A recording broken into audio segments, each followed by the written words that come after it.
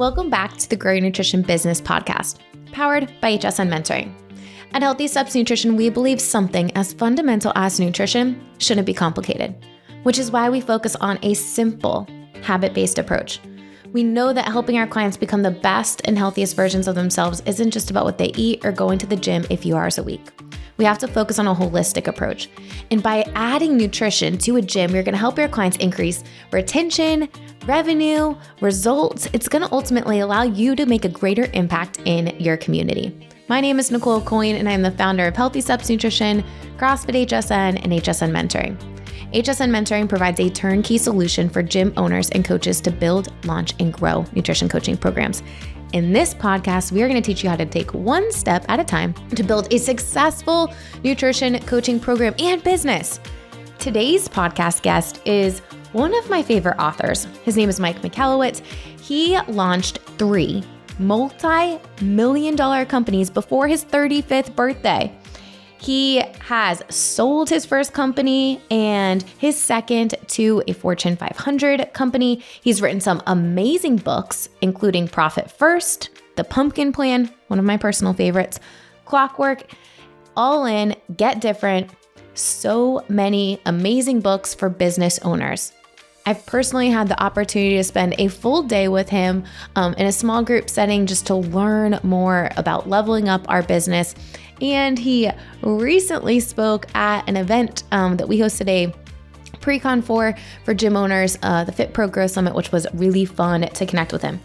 He has such a great message for business owners, and I thought it'd be fun to have a conversation about simple tips to level up your business and specifically how to clone your best clients.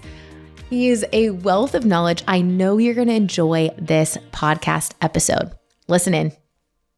Mike Michalowicz, welcome to the Grow Your Nutrition Business podcast. So excited to have you on today. Oh, I'm pumped to be here, Nicole. It's good to see you again. I think we saw each other just a few weeks ago now. So it's just good to see you again. Yeah, we've got to spend a lot of time together, but actually haven't had a chance to tell you this story. I actually met you from afar back in like 2018. You brought your team to the Donald Miller Building Your Story brand. And then he found out at lunch you were there and then brought you up on stage. I was at that event. I was like, I've already read Profit First. I've already read The Pumpkin Plan. So I just kind of became a little bit of a fan of all of the stuff that you've been doing and kept reading your books after that. Oh, that's so funny you were there. I met so many people that have become long-term friendships, including Don. We knew each other, but we weren't necessarily friends. I'm flying down in 3 weeks to spend a couple of days with Don. And he's a wonderful human. Yes. Yeah. And he has the best house to gather people, the carriage house, which is amazing. My God, the estate. Yeah. It's cool. Enough about him. Yeah. I want to talk about some really cool stuff that you've talked about with some other gym owners that we've been a part of groups with, helping gym owners understand, hey, where should I be spending my time? How do I level up my business? How do I not wear all of the hats? A lot of the gym owners that we work with are owner operators. And I think the burnout track for that is just so quickly because they're wearing every hat possible. What would you say to kind of those people that are in this owner operator seat? There's a saying, you grow by saying no. And I think that is what many of us have to do. We see opportunities everywhere, but opportunities, while they can be an opportunity, are distractions from doing our core competencies. And I see a lot of businesses that they're doing something pretty well and they say, oh, we should add on this. But the second they add that on, they're diluting their ability to do that one thing well. And I say, well, this isn't getting enough traction. Let me add this. And we start adding things and we become a generalist. The example I use is like a doctor. If someone had a cardiovascular event and they have to go see a doctor and 2 doctors present themselves, the generalist and the specialist. The generalist could say, I've studied some heart surgery. I've conducted a few. I'm also trying to become a brain surgeon. I'm really into geriatric and pediatrics. Would you like me to conduct your surgery? And the response is, don't touch me. Yeah. Conversely, the specialist who says, I've done this procedure 1,000 times before. I have a 99% success rate. Would you like my services? And we're like, yeah. And the interesting thing is price isn't the consideration. The specialist could charge $500,000 and we may not have that money, but we'll find a way to, by hook or crook, get that money because our life is on the line. The lesson here is the clients that value you the most and see you as life-saving or life-altering, meaning you're substantial to them, will seek out specialists. The people who are looking for convenience will seek out generalists. So I have a little rash on my skin. I'm going to go to the GP. If they say it's cancer, then I'm going to a specialist. And same thing with our business. Like I don't really care much about my website. I just need something to throw up. I'll find a generalist. And it's funny, the generalists, how we treat them. We're like, just give me something cheap and it better be good. And we keep on criticizing it. The clients that really value you become participants, partners in a successful outcome. So my suggestion is if anyone's considering multiple options, expanding their business with different opportunities and different services and offerings, really consider how that might dilute you. I do have one solution because I've done this myself. My core competency is writing books, creating, codifying ideas and putting them in books. The process is I will find partners to provide the services behind them because a book can spawn new opportunities.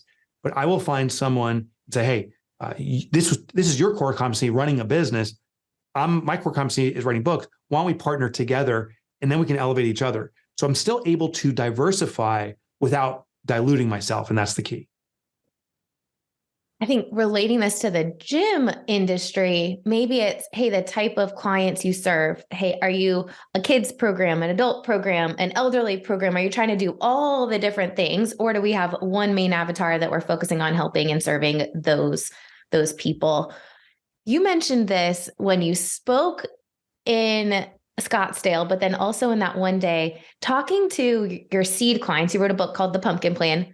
Highly recommend it. Probably one of my favorite books. I was on John Acuff's podcast recently, and he's like, what were the top books that you would recommend? And that's awesome. The Pumpkin Plan ended up being on that list. I think that book is so valuable for business owners. But one of the things that you talk about is, finding out what your people love about you and leaning into that. Kind of going back to like, what's the one thing? What's the main thing that you stand out that you can be that specialist in, and kind of talking to your seed clients to helping figure that out. How should people do that if they've never talked to their clients before, and why should they talk to their clients about? Yeah, definitely approach your clients because they give you a perspective you don't. I think a lot of business owners build avatars, but it's all on hypothetical considerations. Like, oh, I think this is what my customer wants. And we viscerally believe it. So we believe it to be true, but it's our own kind of conflated considerations. And it may not, and rarely is, truly representative of who we're serving. So it can actually take us down the wrong path. So speak with your customers because they know themselves a lot better than we know them. Secondly, they'll be flattered. So if you reach out to customers and say, hey, I really love doing business with you, and I want to support you, service you, or provide products at the highest level, do you mind if I get your input? They'll feel flattered because that shows another level of consideration. I found that there's a couple key questions. It's basically 4, but I'll start with a couple. One of the key questions to ask your best customers is, why do you keep re-engaging our services or buying our products? In short, I call it, what are we doing that's right? And what's so interesting about this, and I call this the Jedi mind trick question, is because customers actually don't tell you what you're doing right. They tell you something more important. So I'll explain by example. I did this with my first business. I went to a hedge fund client. I said, what am I doing right? They said, your response time. I had a computer business. And he says, you respond very quickly. And the last vendor we had was slow.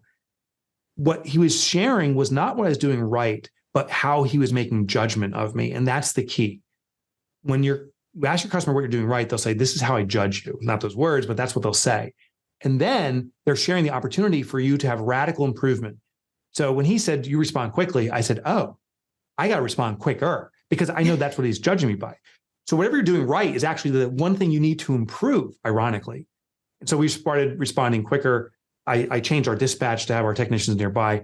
And that client and clients like him were blown away because we were doing this. And the funny thing is, he didn't even notice. It wasn't like, oh, I see you responding quicker. He's like, there's something different about the business and it's so much better. Keep it going. We as a vendor are judged by a 1% portion of what we do. We judge others by a 1% percentage, what we see in them. So we don't get that 1%. So whatever you're doing right, do better. I just want to give the second question is what's wrong with my industry? Ask about the industry because now you're talking about someone that's not in the room. If you say what's wrong with our business, it's very difficult for a customer to be candid and tell the truth. If I say what's wrong with the industry, now they can give me a reflection of what's true about me. And so I asked the same client, I said, what's wrong with the industry? And he said, the billing practices are confusing and they feel high. If a computer breaks, we get charged this astronomical amount, more expensive than the computer. It's very frustrating. And so what is wrong with the industry is the thing that if you can repair that, you redefine the industry. So what we did is we moved to a new billing practice back in the 90s that became a flat monthly recurring bill rate, which now is very common, but back then was considered so innovative. The innovation was revealed by my best customers. So ask your best customers what you're doing right and do that better, what you're doing wrong, what the industry is doing wrong. And if you can solve that, you become the industry authority. You gave an example, I think this was in February, about FedEx with what am I doing right? And you were talking about if FedEx is known for quick deliveries, but if they decided to switch to really prioritize customer service, it would be like, no, we're buying FedEx. We're using FedEx because I know my stuff is going to get there quickly. That's right. And I think sometimes as business owners, we can get distracted by bright and shiny objects of like, how do we best serve? Or we're listening to everyone's opinion. And then our core thing doesn't end up being our core thing anymore. Yeah. You know, what's so interesting about that is it ties into what I call the QBR. When I wrote Clockwork, I was studying what makes a business efficient. And what it is, or what one major component is prioritizing the key activity that supports your brand promise. So brand promise is kind of that, what am I doing right? What you're doing right is what you're recognized for. And when all of your customers start seeing that, that becomes your brand promise. An example is that Zappos is known for delivering happiness. So that's their brand promise. Then the QBR is the activity, the key activity. There's many activities that support that, but what's the one most important activity that makes that brand promise reality? So back to FedEx. FedEx, they're known for, if it absolutely positively must be delivered, by the next morning, use FedEx. They're known for their on-time overnight delivery. So we have to ask, what's the QBR that supports it? What's the activity? And I would argue it's their logistics management. Now, FedEx, to just further the example you were sharing, could say, you know what? We want to really have our customers raving about the customer service experience. We're going to put more resources toward customer experience, and we're going to decrease our focus on logistics. What's going to happen, and I think it'll be like headline news, is FedEx not delivering packages on time, but super friendly about it. Like, they're going to go out of business. This multi-billion-dollar corporation overnight has compromised itself and can go out of business. But I think what's more fascinating is the reverse scenario. If FedEx says, we're shutting down customer service, we're never going to answer the phones, we're not going to respond to an email, you won't even know we exist. But all those resources are going toward logistics. We're going to deliver packages on time. Now the headline comes out, says, FedEx not answering phones, but every package delivered on time. It may cripple them, but it won't crush them like the first scenario. And many small businesses don't know what their key promises to their market. And therefore, we're all kind of doing scattershot, trying out different things. And it keeps us in a diminished state of performance. And we never can break through. And we're like, why is this business not growing? Build your reputation on one thing of extraordinary significance and keep delivering on that. The other things, yes, you got to be in the ballpark, but you don't have to crush it on those. Nail it on your QBR that delivers your brand promise. I love that.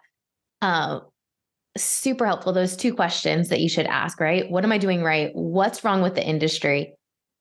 You asked you told us another question about vendors and like partnerships. I think I will say with HSN mentoring, like the reason why we've been able to grow and expand at the rate that we have without any paid advertising is through the partnerships and connecting with people that our visions align.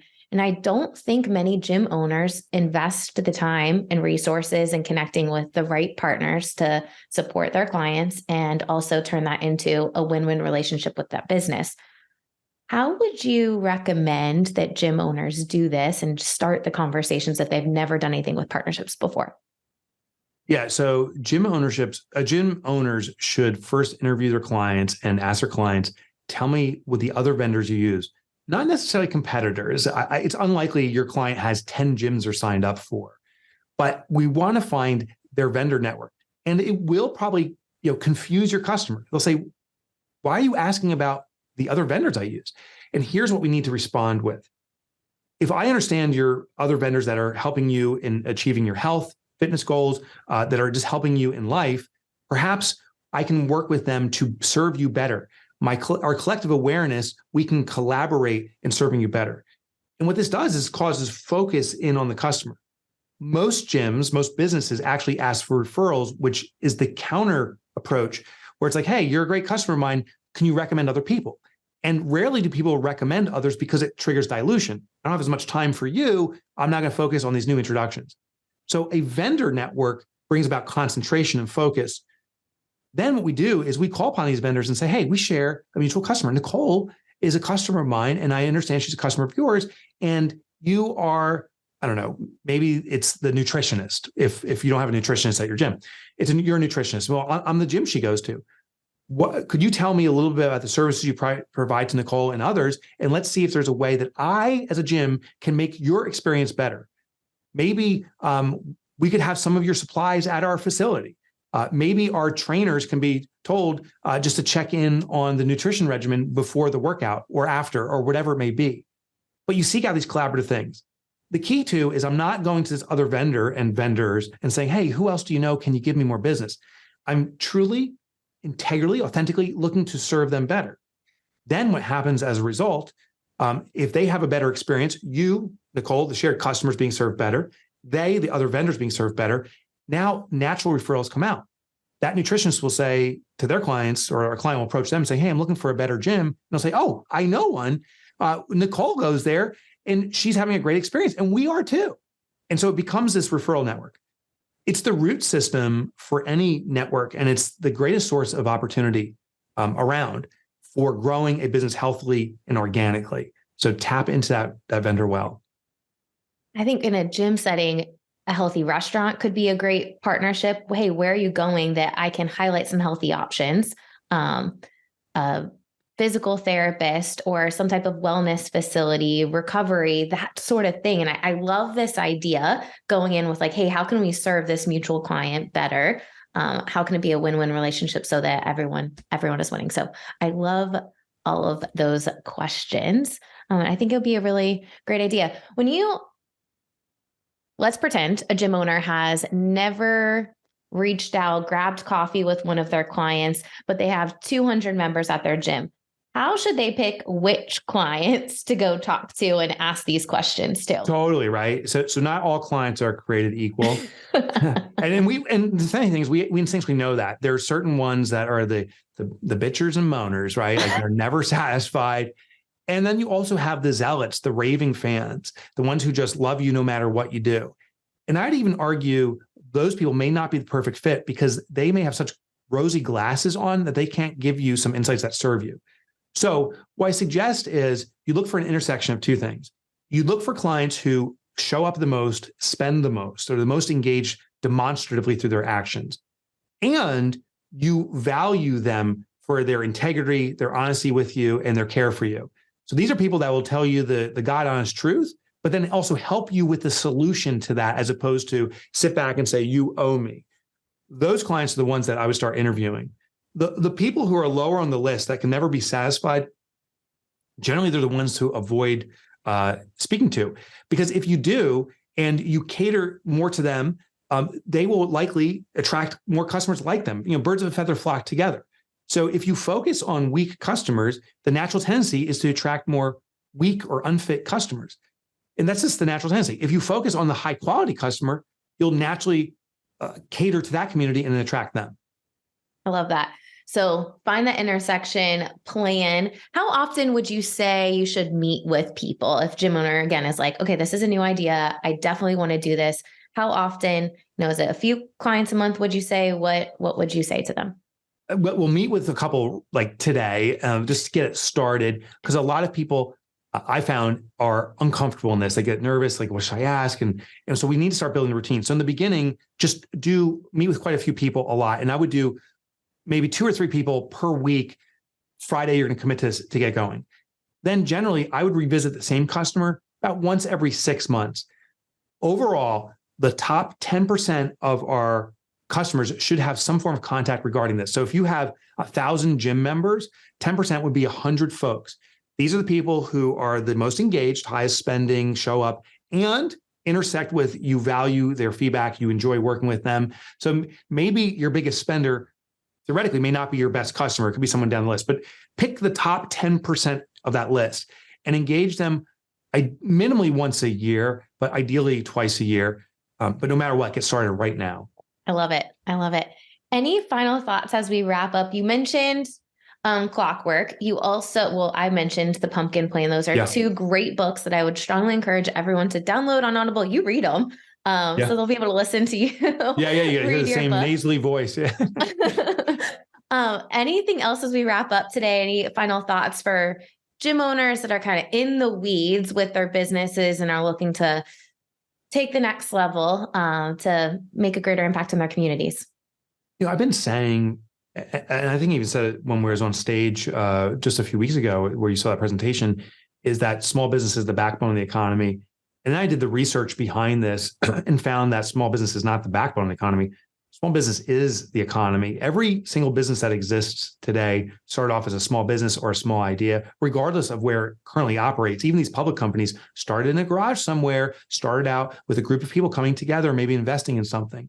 So the global society, needs small business success in the worst way. So I just implore for every gym owner right now, as you need to be profitable, you need to grow. And this isn't selfish in serving you, and I hope it does. That is part of the intent. And it's not just about serving your family. It's also about your community and our globe. So take on that responsibility and grow your business healthily and well. I love it. Because then ultimately you're going to be able to create more meaningful jobs for more people and make this an even greater business and impact overall to further your vision and mission. Yeah. Mike, thank you so much for coming on the podcast and sharing so many tips in just a short time. Where can people find you if they want to connect with you? Well, thank you, Nicole. The place to go is Mike Motorbike, as in motorcycle. Okay. Is MikeMotorbike.com. That was my nickname in grade school. It was one of my nicknames in grade school. That was PG. The other ones I cannot. Okay. And I think I bought that domain. No one can spell my last name, Michalowicz, but if you go to Mike yeah, it's tough. If you go to MikeMotorbike.com, it'll bring you to my site. All my books are down there, and you can download chapters for free just to experience it. I used to write for the Wall Street Journal. You can get those articles for free. Plus, I have a podcast, MikeMotorbike.com. I love it. All right. So we'll click or we'll put the link to that in the show notes. Thank you so much again for coming on the podcast, and look forward to connecting with you again soon. Nicole, thank you so much. I hope you enjoyed that podcast episode with Mike. Now, I think one of my favorite questions that he has said a couple of times that I've been in a room with him is asking your clients what you are doing right and double down on that. As gym owners, as coaches, we're in the relationship business. We're in a service business. If we can exceed expectations and double down what we are doing right, then we are going to exceed the expectations and build raving fans that are going to want to see our businesses and programs thrive so we can help more people in the community. So my question for you, when's the last time you've sat down with your clients? When's the last time you've asked them questions to get some feedback? We don't want to just wait until an exit survey. We want to do this more frequently. If you are going to the gym, it might be going for a walk with someone after classes or taking them out for coffee. I personally am so excited about doing this. HSN Mentoring is hosting a live event in Nashville, Tennessee in a couple weeks, and I'm so excited to be sitting down with our clients, gym owners, and coaches in person to be asking these questions.